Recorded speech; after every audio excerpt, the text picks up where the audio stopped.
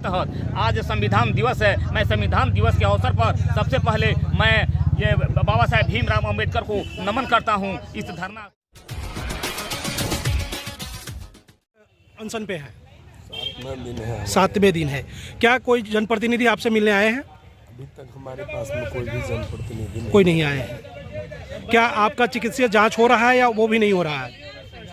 और हमारे पास में इसलिए नहीं आ रहे हैं क्योंकि हमने जो मुख्य मांगे रखी है उसमें देश हित से जुड़ा हुआ है, गांव की सरकार आज सड़क पर है और इन्हें लगता है कि हमारी भ्रष्टाचार की जो ये जर्नी बना हुआ है वो घोटाला पर से जब ये पर्दा उठेगा एक बड़ा घोटाला के रूप में होगा। क्योंकि सबसे बड़ा तो है कि पंचायती राज मंत्री जी का विवादित बयान आया, वार्ड सदस्य जाहिल गमार होता है, जबकि देश का राष्ट्रपति अभी वर्तमान राष्ट्रपति हैं, वो भी एक समय में वार्ड सदस्य तब आज देश के राष्ट्रपति बनी। जी जी। दूसरी बात कि आज लोग संविधान दिवस के रूप में मुझे आज मैं भी 26 नवंबर को संविधान दिवस के रूप में मना रहा हूँ और डॉक्टर बाबा साहब भीमराव अम्बेडकर के द्वारा ये संविधान बना हुआ है जिसमें मुझे ये हक मिला जिसके दायरे में मैं चुनाव लड़ के आ रहा हूँ। दूसरा, अभी की जो व्यवस्थाएं हैं उसमें पहले बार बिहार में हुआ है कि तिरंगा घोटाला और वो माननीय नीतीश कुमार के दायरे में।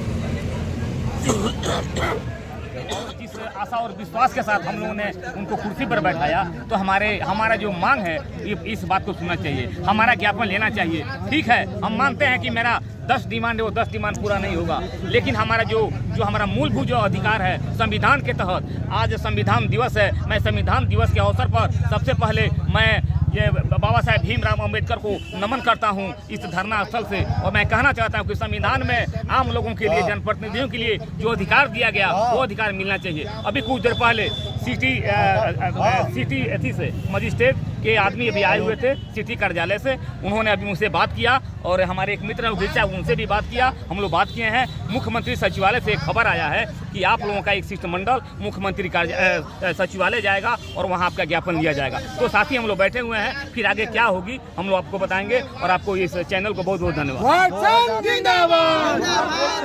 ये जो आपका मांग है, क्या लगता है कि इस तरह से धरना प्रदर्शन से सरकार मान जाएगी?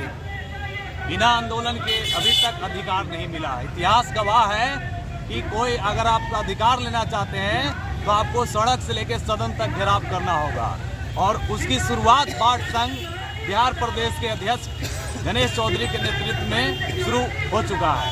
अच्छा, बाढ़ों की संख्या कम दिख रही है, क्या आप लोग? नहीं, सभी आ रहे हैं, लोग जा रहे हैं। ये जो है अनिश्चितकालीन भूख हड़ताल है, एक दिन का धरना नहीं है, पूरे अनिश्चितकालीन है। जब तक हमारा अधिकार नहीं दिया जाएगा तब तक हम लोग आंदोलन करते रहेंगे, अंतिम सांस तक लड़ाई लड़ते रहेंगे। और जहां तक वार्ड सदस्यों की कहा जा रहा है कि आपने नल जल में घोटाला किया है, मैं बिहार सरकार से और बिहार सरकार के पंचायती राज मंत्री जी से पूछना चाहता हूं कि बाढ़ क्रियान्वयन प्रबंधन समिति 2017 में जो गठन किया गया और उसके तहत जो अधिकार दिया गया, तो मुझे लगता है मेरे हिसाब से हर एक वार्ड में मैक्सिमम 20 से 25 लाख रुपया दिया गया है।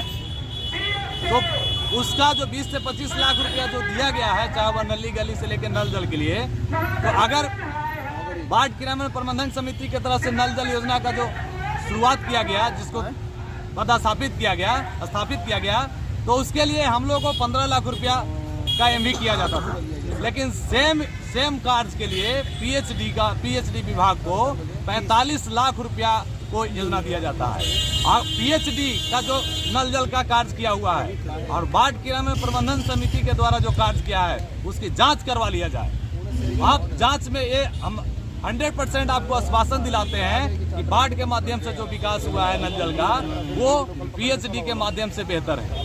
लेकिन स्थिति तो दोनों का खराब है, स्थिति तो दोनों का खराब है। नल जल में भ्रष्टाचार हुआ है, बहुत ज्यादा घोटाला हुआ है। नल जल इतना ही नहीं, वार्ड सदस्य तो एक छोटे जनप्रतिनिधि है, इनकी क्या एक बार तो फंड दिया गया।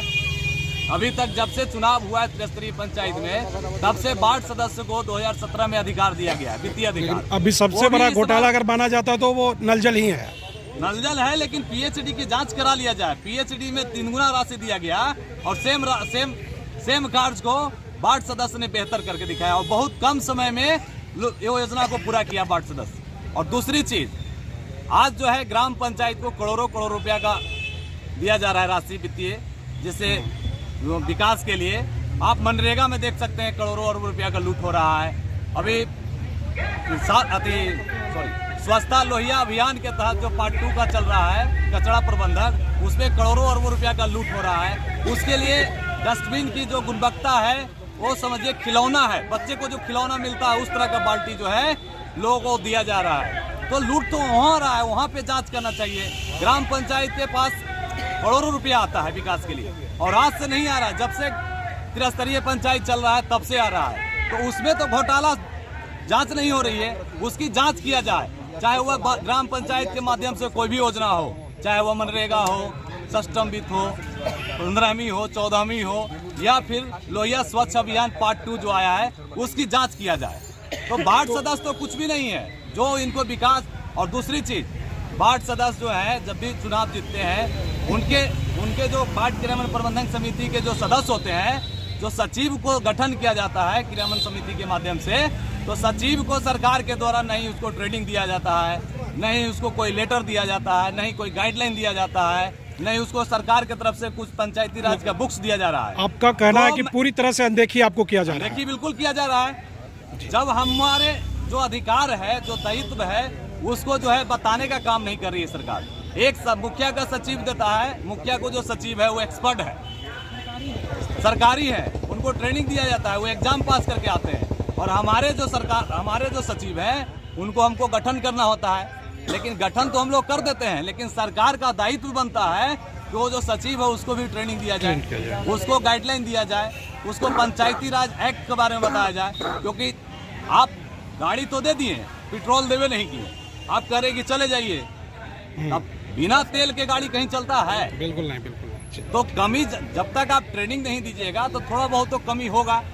जो एक्सपर्ट है, PhD ग्राम पंचायत एक्सपर्ट है, उसके बावजूद घोटाला हो रहा है और करोड़ों रुपया का घोटाला हो रहा है। इसकी जांच करवाए बिहार सरकार, ये हमारी वार्ड संघ की मूल मांग है। और इतनी ही नहीं, हमारे जो पूर्व में जो वित्तीय अधिकार दिया गया है, जो हम लोग को 80% राशि दिया गया था नल जल से लेके नली गली के लिए, वार्ड सदस्य के माध्यम से वार्ड क्रियान्वयन प्रबंधन समिति से अगर विकास होता है तो गांधी जी का सपना था कि हर एक गांव के हर एक व्यक्ति का विकास होना चाहिए, अंतिम पायदान पे खड़ा हुआ व्यक्ति का विकास होना चाहिए। तो वार्ड ही एक ऐसा जनप्रतिनिधि है जिसके माध्यम से विकास होगा, तो हर एक गांव में ग्राम स्वराज की जो कल्पना थी और ग्राम स्वराज का जो सपना था वो पूर्ण होगा। कोई गांव में ऐसी रह जाता है, कोई वार्ड ऐसी रह जाता है। तो वार्ड में हम लोग इसीलिए बैठे हुए हैं कि वार्ड के माध्यम से जो नल जल किया गया, हर घर में नल जल व्यवस्था दिया गया, आज उस नल जल के माध्यम से लोगों को शुद्ध पानी मिल रहा है, टाइम पे पानी मिल रहा है। तो जो कार्य हमको दिया गया था, मैं आपको पूर्ण विश्वास के साथ कहता हूँ, उससे लोग संतुष्ट हैं और उसका उपयोग भरपूर कर रहे हैं।